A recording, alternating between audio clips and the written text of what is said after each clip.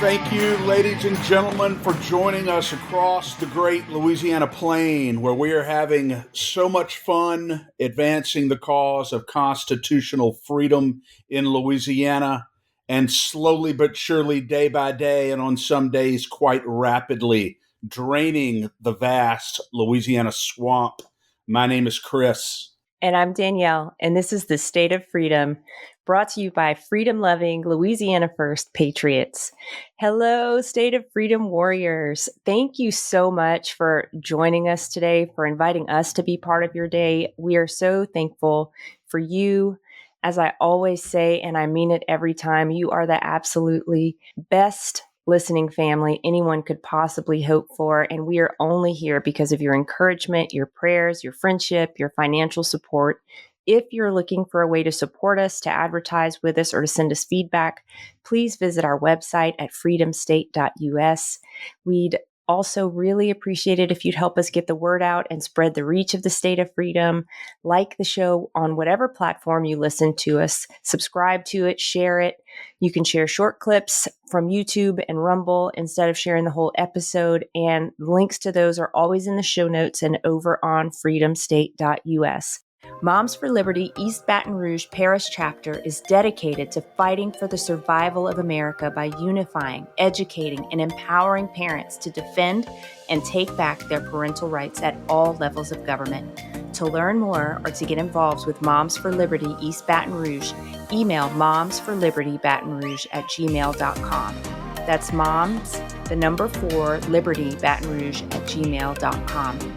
The email address is on the Patriot page of our website, freedomstate.us, and it's in the show notes. Joining us today for our 200th episode is a very special guest from the U.S. House of Representatives. It's Louisiana's own Speaker Mike Johnson. Before we bring on Speaker Johnson, let me read the scripture of the day. It's Proverbs chapter 25, verses 4 and 5, and it says, "If you burn away the impurities from silver, a sterling vessel will emerge from the fire.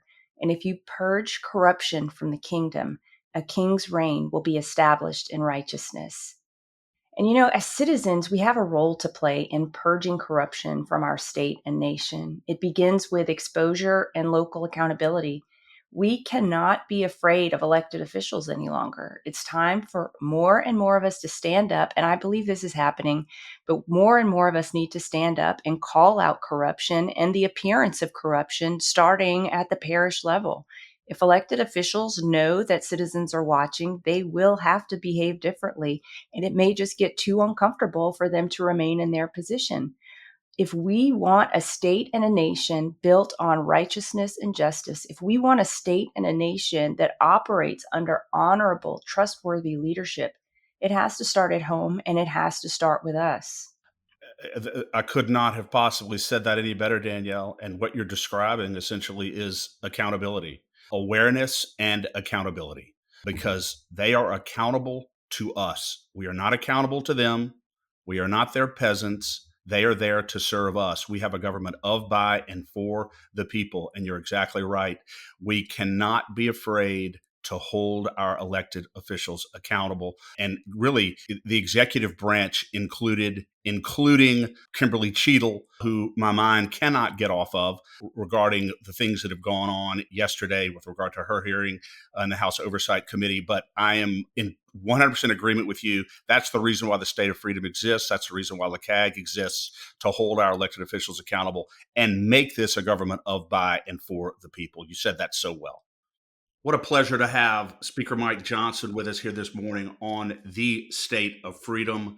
Mike, thank you for taking a few minutes to join us today. So much going on right now in the world, in the country. I want to start right off. You don't really need any introduction here. Kimberly Cheadle, I know that you saw her testify yesterday. You're aware of what's going on there. What is going to happen to the head of the Secret Service? What are your thoughts on this? What does accountability look like? A lot of folks down here in Louisiana look like the perception is that she is stonewalling, hiding something. What is going on here, and what kind of accountability are you prepared to visit upon the current head of the Secret Service, Kimberly Cheadle? Yeah, it's a really important issue. Great to be with you guys. It's been alarming within hours of the event, which was over a week ago now, the failed assassination attempt of President Trump. We began to call for accountability. It seemed obvious to us that there were serious security lapses. You don't have to be an expert in ballistics to figure out that the guy shouldn't have been on the roof. I called Secretary Mayorkas, the Department of Homeland Security, and asked him questions within a few hours of the event. I asked him some very serious and basic questions, simple questions. Hey, where were the drones? I mean, that's standard practice. Why didn't we have drones flying over the event? He didn't know or claimed to not know any of the answers at that point. The investigations began immediately. We did that through the convention, the Republican convention last week, and now it's in earnest. You saw the hearing, didn't reveal much. I told Secretary Cheadle, Director Cheadle in the back, before that hearing began, I said, ma'am, I pulled her into the library of the Oversight Committee. I said, ma'am, this is not personal, but you need to resign your position. I called for that last weekend. When it became apparent she wouldn't do it, I called upon President Biden to fire her because the buck ultimately stops at his desk. Accountability begins at the top. I told Cheadle that before she testified, and she didn't put much information out there. So the answer is, Chris, we're going to use every tool within our arsenal. I have a couple of members who have already filed an impeachment proceeding. The problem is impeachment is not the perfect vehicle for this, even though she's an officer who's has the potential of being impeached. It's not treason, bribery, or a high crime or misdemeanor. It's just utter incompetence. So we're going to figure out the best means to make sure that she's removed from her position. I think that should have happened already. I think it will happen soon. And then we've got to do a full investigation. So I'll be announcing today the task force that I'm putting together here in the House. It'll be 7 Republicans, 6 Democrats. They'll have subpoena authority. They'll be able to move with precision, get the answers the American people want, and we'll bring full accountability to make sure this madness never happens again. Well, that's so encouraging. And you were with President Trump at the RNC last week, Speaker Johnson. We saw you sitting there with him on the dais. He seems different to us, more somber, maybe more reflective. Do you think he's a changed man since the attempt was made on his life so obviously in front of the whole world? I do. You can see it on the countenance on his face. I've spent a lot of time with him since the assassination attempt, and of course before. I know him very well. We work together all the time. He is different. He's more contemplative. I mean, this has the effect when a man is shot in the face.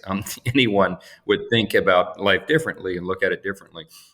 It was a miracle that he was saved. I mean, it was the hand of providence, and he and I have spoken about that directly. He knows that, in his words, God was present. Yes, yes, he was, and I think it's undeniable. One slight turn, we would have lost him, and so I think that factors into his thought process, his decisions. I think his head and his heart, as I've said, are in exactly the right place where we'd want our next president to be. I told him, and we've talked about this many times, Mr. President, in your second term, which I'm convinced he will have, you could be the most consequential president of the modern era because you have to fix everything. I mean, every metric of public policy is destroyed because of the Biden-Harris administration.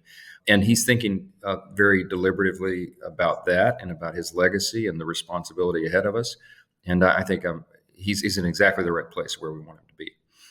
Well, Mike, obviously, we certainly hope that President Trump will be running the country 6 months from now, but he's not running the country now, which brings me to this question.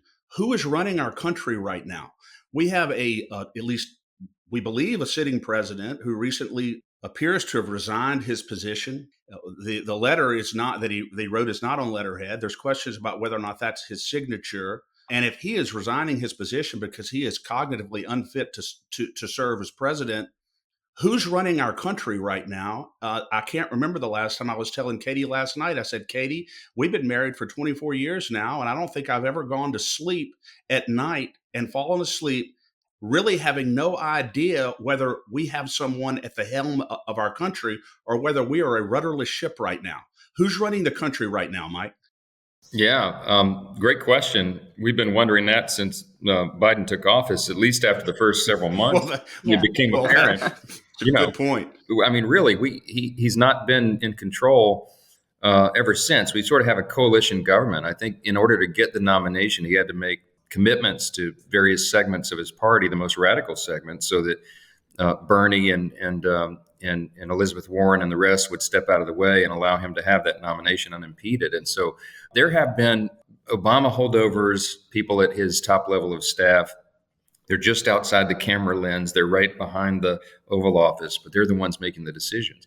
I could tell you story after story, if time permitted, of my interactions with him since I became Speaker of the House, where it became clear that he was not in charge. For example, I confronted him about his signature on the executive order to pause exports of liquefied natural gas off the coast of Louisiana and Texas. He claimed to me to not understand that what he had signed. I mean, he said he didn't do that. I said, well, yes, you did. We argued about it. I said, Mr. President, allow me to step outside the Oval Office here and get your secretary to print it out. We'll read it together. It occurred to me he was not telling me a story. He truly did not understand what he had signed. I mean, a hugely consequential executive order that he didn't know the import of. So it's alarming to me. It has been alarming to us. The greatest concern is the danger that it presents to every American and freedom-loving people around the world, because he is projecting weakness on the world stage. And that is why our adversaries have acted so provocatively. It's why China, Russia, Iran, North Korea, and an aspiring Venezuela and Cuba are all working together in concert. And it's why we're in the most perilous situation we've been in since World War II.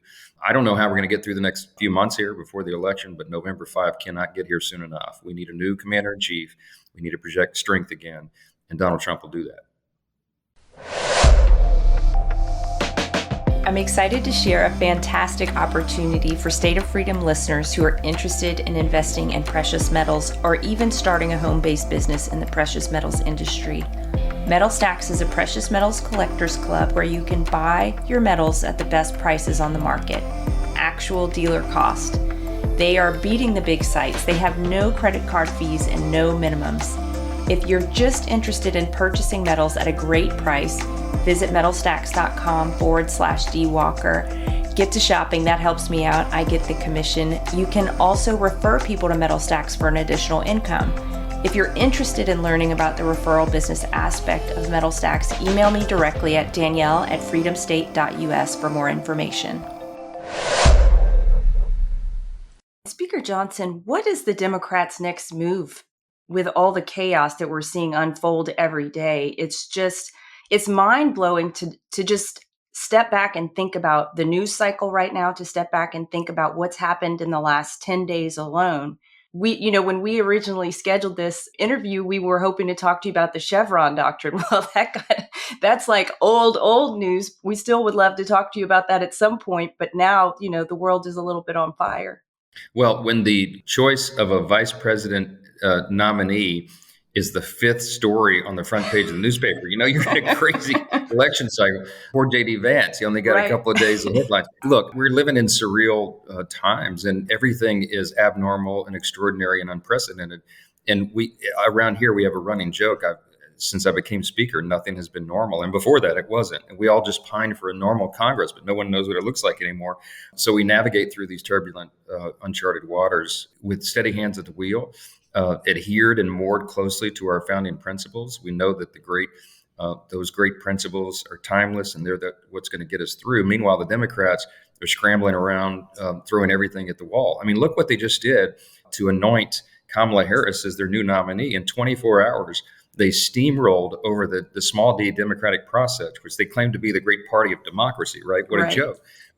They just defied the work and the will and the votes of 14 million people who selected Joe Biden as the nominee in the primary process, and just declared, a handful of people in a back room just, anointed and appointed their new nominee without any vote or anything. And suddenly everybody's supposed to expect it. They've been in panic mode for weeks. That's their break the glass, and Kamala Harris is their nominee. Bring it. She's the co-owner of every terrible policy of the Biden-Harris administration. She's the border czar, for crying out loud. Let's see how she resolves a problem. So, we look forward to the contest. It should not be about personalities. It should be about policies. And people need to compare how their lives are right now and how they were after the first couple of years of the Trump administration. It's no contest. It's true. I wouldn't mind if it was about personalities now either, though. Yes. I've seen a couple of people who are able to imitate her laugh quite well. That'll be something that I'm sure is heavily played over the next 6 months. I got to get back for a second, Mike, before we go to what is your plan for today regarding this stonewalling on the attempted assassination of President Trump. I was personally offended yesterday watching this lady testify. Very basic questions about personnel she refuses to answer.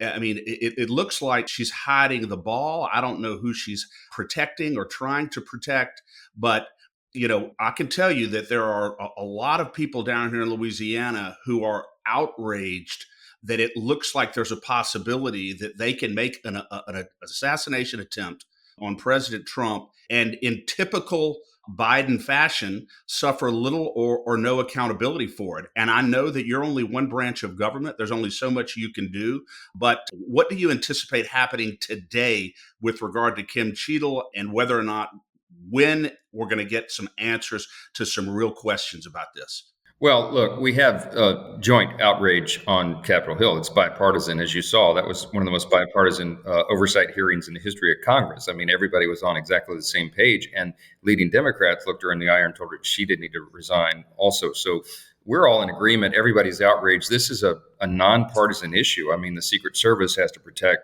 both Democrats and Republican presidents and officials, and they're not doing their job. So I think accountability will be swift here. I don't imagine that Cheadle will survive in her position much longer. But what we have to do beyond her is fix the problems in the agency. I don't think there was a conspiracy here. I just think it was complete and total, utter incompetence, and at a very dangerous level, because we almost lost a former president and the next president. So, as I noted, we're going to set up this task force. It will be composed of people who have expertise in the issues. It has three objectives that are very important: figure out what exactly happened, get the answers that Cheadle evaded yesterday, ensure that changes are made so this never happens again, and restore the people's trust in that agency. I mean, it has a vital and important job and one priority. It is not diversity, by the way, Director Cheadle. Your priority is protection. And we have to have the best persons employed there, and they have to be adequately trained and resourced to do the job. So this isn't difficult, but everything in Washington requires a lot of effort to fix. This is going to move this task force. The reason we're doing that is we're taking it out of the normal committee process so that it can move more quickly and with precision and get the answers quickly, because these issues are too important. Yeah. Well, Speaker Johnson, before we let you go, you've done a lot alongside President Trump to protect our elections from illegal aliens, pushing the SAVE Act. What would you tell the American people we can do as we, the people, citizens, to protect our votes, to protect the sanctity of our elections going into November? Well, two things. First, those who care about freedom and liberty and want to save the republic need to vote early and get your vote, bank your vote, as we say. As if you heard President Trump say, let's make it too big to rig. We're going to have to do that because we anticipate hijinks in the election, and illegal aliens voting is just one of the concerns. So that's the other thing that everybody can do, is keep your eyes and ears open. If you see something that looks amiss, then you need to report it to the appropriate authorities. I think our elections in Louisiana will be relatively safe and reliable. We're worried about 5 or 6 key swing states where they have funny laws and funny regulations, and they've got people who I think would like to throw an election if they could. I'll just put it that way. So we have to have precinct watchers and poll watchers and precinct captains and armies of lawyers at the ready to jump in to file injunctions if necessary. The RNC's done some great work on that, and they've prioritized that, election security. We prioritized it here in the House Republican Conference, and we're doing everything possible to make sure that this is a safe and fair and free election, because our entire system depends upon that and the people's faith in it. So it'll be a big one. Everybody needs to be engaged. Vote as early as you're able in your state. Get that done, and then get all your friends and family who care about freedom to do the same. Are you worried, Mike, about the mail-in ballots? We've got probably anywhere between 20 and 40 million, some estimates, of illegal aliens in our country right now. And I can assure you of what you probably already know. There will be every effort on the part of the Democrats to hijack with as many fraudulent mail-in ballots as they can possibly get. Right now, the SAVE Act has not passed. So there is currently no affirmative proof of citizenship that's required. At least that's my understanding. What are your concerns about the mail-in ballots and the possibility of swinging the election through fraudulent mail-in ballots? What can we do to guard against that?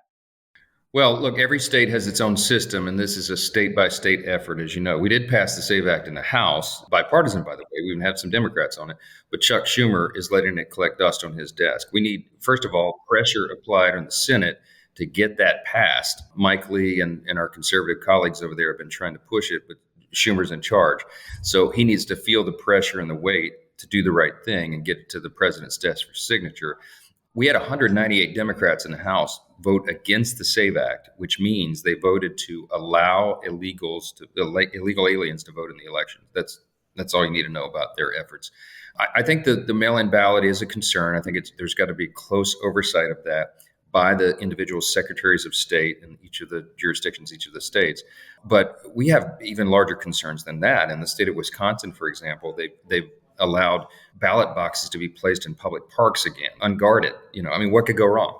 You have ballot harvesting in some of these states where people can go and collect ballots, put them in boxes, and lock them in their trunk, and may never turn them in. And there's a lot of things that can go wrong in some of the key states that we're most concerned about. So we've got to make sure that the Republican Party apparatus in each of those states is well equipped and armed and ready to be pursuing ballot integrity measures. And I think they are. I think there's a lot of good work being done, but it will require the national effort and oversight as well from the RNC and all of the resources that we can marshal to ensure. We can run a great campaign. We can have a great ticket at the top. We can have great candidates for Senate and House. And we do. All those things are done. Check all those boxes. But we've got to make sure that the election is fair. When I was sitting next to President Trump in the box at the convention last week, he and I talked about this a great deal. And he leaned over to me a couple of different times and said, Mike, we got to make sure it's fair. I said, I know, Mr. President. I know. We're doing everything we can. So he's doing all he can. We are doing all we can. And now we rely on the people at the local and state level to do the same. So we're pushing it every way we can. So you do, Mike, ascribe to what Trump has said, the too big to rig. Too big to rig. Yeah. And as he said, he was against early voting in previous cycles because all of us as Republicans, instinctively, we want an election day, by golly, not an election month, like some of these states allow. But we realize, too, that if those are the rules of the game, we have to play by those rules or we're going to lose the game. So if early voting is allowed in our various states, then we want Republicans to engage and do that. And as President Trump, who's become a believer in this, he's one of the biggest advocates of it now, voting early, banking your vote early. He said, it's like they love me so much. He said they should be able to vote as soon as possible, as soon as they're available. Yes, Mr. President. Yeah. So we're all advocating for that. Anything can happen on election day. We've learned that lesson in recent years. We had a special election in New York when George Santos was removed from the House, and our Republican candidate was ahead by 3 points in the polls 48 hours before the vote. But on the day of the vote, the special election, there was a blizzard, literally a snowstorm. And the polls were closed for the first 5 or 6 hours of the day. Well, Republicans are apt to vote on the way to work or when they drop the kids off to school. Well, in New York on that day, that didn't happen. We actually had the Speaker's Super PAC, Congressional Leadership Fund, was hiring out snowplows to only plow through Republican neighborhoods to try to get people, to the polls. But what happened was, it's a cautionary tale. The Democrats voted in large numbers early, as they're accustomed to doing, and Republicans were waiting for Election Day largely. We lost that seat in a narrow victory for the Democrats. So, you have to learn those lessons early. We don't want to make those mistakes again. Anything can happen on Election Day, so vote as early as possible. That's the recommendation. There is an argument on the other side of that, Mike, that if you vote early, then that gives the powers that be more time to manipulate your vote, more time to figure out what they need to win the election. There's a theory that voting on election day is the preferable way to go, but certainly I see both sides of that, and I understand your point. But the last question I have for you is this: right now, is the president safe? Is President Trump safe, relatively safe? He's going to be making God knows how many public stops, rallies. You know how he is. Do you have reason to believe that some meaningful adjustments have been made in his security detail that's going to guard him? Because they're going to try to take him out again. They're going to try to do it again. It's not over, not done. Is the president relatively safe based on what you know, in your view, at this point? He is. He's also fearless. He's going to continue to do open air rallies. He wants to do all these things and be among the people. And that's an important part of our process, important part of his campaign. But I do know that he has additional resources now. He's officially the nominee post-convention, so that takes it to a new level.